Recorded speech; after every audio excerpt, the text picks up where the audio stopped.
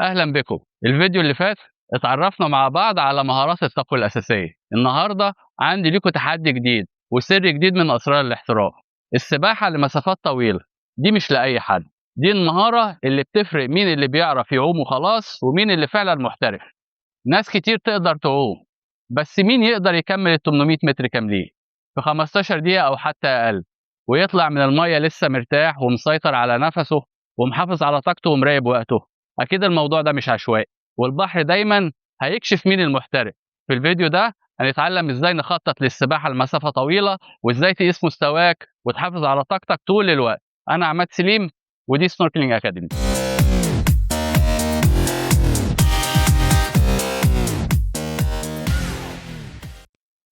تفتكروا ليه الاختبار ده مهم؟ الاختبار ده مش مجرد سباحة وخلاص، لكن هو بيقيس 3 حاجات أساسية. رقم 1: قدرة تحملك، هل جسمك هيقدر يكمل وهيكمل قد إيه من غير ما ينهار؟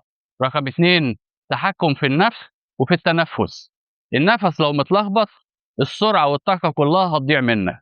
رقم 3: كفاءتك في استخدام الزعانف، الحركة الذكية هي اللي هتوفر طاقة وتخلي السباحة أسهل وأسرع. طب إيه اللي مطلوب منك في الاختبار دوّة؟ مطلوب منك بسيط وواضح: تكون لابس الماسك، الsnorkel tube، لابس الزعانف بتاعك ومايوهك من غير أي أدوات طبخ، وشّك في المَيّة باستمرار طول فترة السباحة ال800 متر بدون توقف في 15 دقيقة، ويُفضّل إنها تكون أقل. ولو لابس بدلة علشان الجو ساقع شوية، ممكن تزوّد كيلو أو 2 كيلو رصاص بالكتير بس عشان تعادل طفو البدلة، ومن غير ما تزوّد الرصاص عن اللزوم. دلوقتي بقى هاعرّفك على الأخطاء الشائعة اللي بيعملها المبتدئين وتخلّيهم مش قادرين يخلّصوا الاختبار ده. رقم 1: ألاقيه يبدأ بسرعة كبيرة جدًا، فطبعًا ده بينهار في النُص قبل ما يكمّل.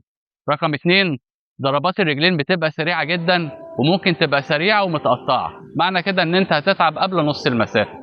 تالت حاجة: النَفَس متلخبط، قلبك يجري وإيقاعك يُقع.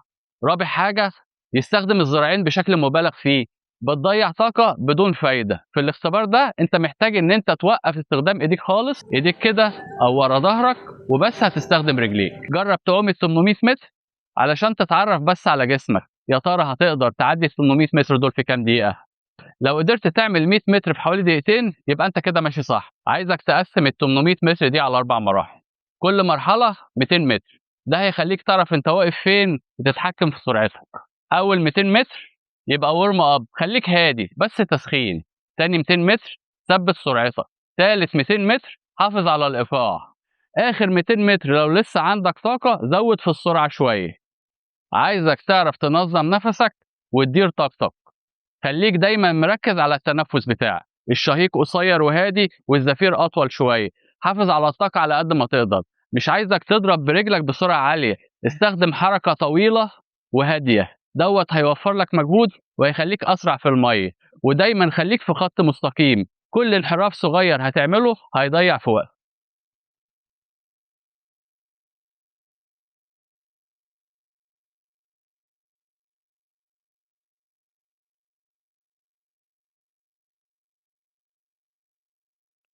لو أول مرة بتلبس زعانف، ابدأ بزعانف مرنة وبعدين ابقى البس الصلبة والطويلة بعد كده، لكن اوعى تعمل كده في البداية. دلوقتي بقى تعالى اشرح لك الحركة بالتسلسل. العمود الفقري مفرود ومسترخي، وبعدين بتبدأ سلسلة من الحركات الانسيابية اللي مصدرها الحوض.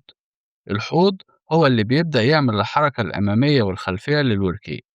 بعد كده بيسلم الحركة للركبة. الركبة مفصل مرن، لازم تكون مرنة وما تكونش متصلبة ولا متنية بزيادة، وهي اللي بدورها هتسلم الحركة للقدم. القدم هتكمل الضربة بانسيابية لحد آخر سنتي في الزعنفة. أنا عايزك تتعامل مع الزعنفة كأنها حتة من جسمك، والزعنفة الشغل الأساسي ليها إنها بتكبر مساحة الدفع. أنا عايزك تفكر إن أنت بترسل موجة بتبدأ من الحوض وبتخلص عند آخر سنتي في الزعنفة. تعالى دلوقتي بقى أوريك التحريك الغلط اللي بيبقى مصدر الحركة من الركبة. الركبة هي اللي بتطلع وبتنزل لوحدها، الفخذ ثابت والرجل بتنكسر من النص. الزعنفة بتضرب المية من فوق ضربات قصيرة، النتيجة مجهود أكتر وتعب سريع، ألم في الركبة ودفع ضعيف جدا. أنا عايز أقول لك لو بتحس بألم في ركبتك أو في أسفل الضهر، وقّف فورًا وعدّل التقنية بتاعتك علشان تكون مرتاح طول الوقت وأنت عايم.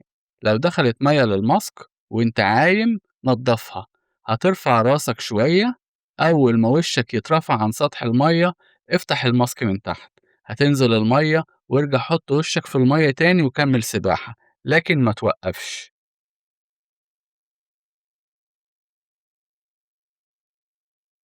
برضه لو دخل مَيّة في الsnorkel tube عايزك تعمل زفير قوي، تخرّج المَيّة يا إمّا من الvalve اللي تحت، يا إمّا من التيوبة من فوق، ولكن ما توقّفش، كل دوّة تعمله وأنت بتعوم علشان ما تفقدش الإيقاع.